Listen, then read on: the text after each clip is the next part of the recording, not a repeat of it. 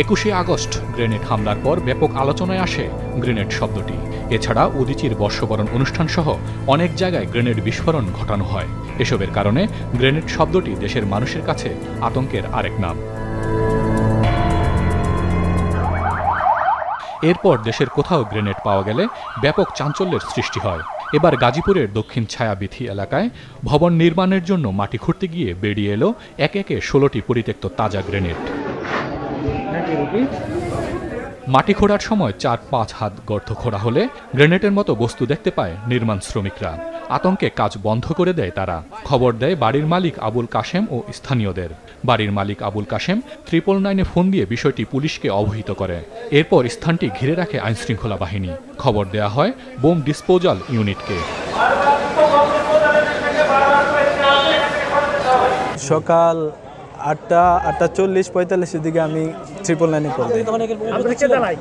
আমাকে জানায় ওই কাজের সর্দার। 999-এ কল দেই, প্লাস থানাতে অবগত করি।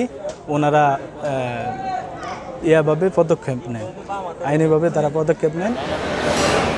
ডিএমপির বোম ডিসপোজাল ইউনিটের সহকারী পুলিশ কমিশনার জানান, নিষ্ক্রিয় করা হয়েছে সেখানে পাওয়া 16টি গ্রেনেডের সবকটি।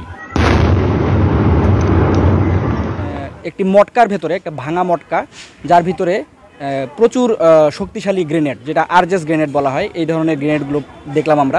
পরবর্তীতে আমরা এগুলো সফলতার সাথে সবগুলো গ্রেনেড আলাদা করতে সক্ষম হই এবং দেখি যে না, পিনগুলো ঠিকমতোই আছে। এরপরে আমাদের টিমের 2 জন সদস্য, তারা বমটেক, তারা 2 জন বম স্যুট পরে তারা ওই ঘটনাস্থলে গিয়ে প্রত্যেকটা বিস্ফোরক আমরা ইন্ডিভিজুয়ালি আমরা ডিসপোজ করতে সক্ষম হই। আরজেস গ্রেনেড যেগুলো, এটা আপনারা জানেন যে এটা খুবই শক্তিশালী গ্রেনেড।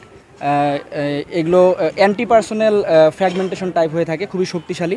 এটা কোন দেশের, এটার মধ্যে কোনো ম্যানুফ্যাকচারিং মার্ক বা এ ধরনের কোনো কিছু আমরা পাইনি, যেহেতু অনেক আগের। এটি আসলে আমরা বলতে পারতেছি না যেটা কোন দেশের। এটি আসলে আরজেস গ্রেনেড, আপনারা জানেন যে এটা আমাদের দেশে 21শে আগস্টের গ্রেনেড হামলার সময় এই বোমা ইউজ করা হয়েছে। এটা আসলে পরীক্ষা নিরীক্ষার দরকার আছে। এটা আমরা নিয়ে যাব, এটা আমরা ফরেনসিক করবো, আমরা বিস্ফোরক অধিদপ্তরে এটা পাঠাবো। তারা পরীক্ষা নিরীক্ষার পরে জানাতে পারবেন যে এটি কবেকার গ্রেনেড।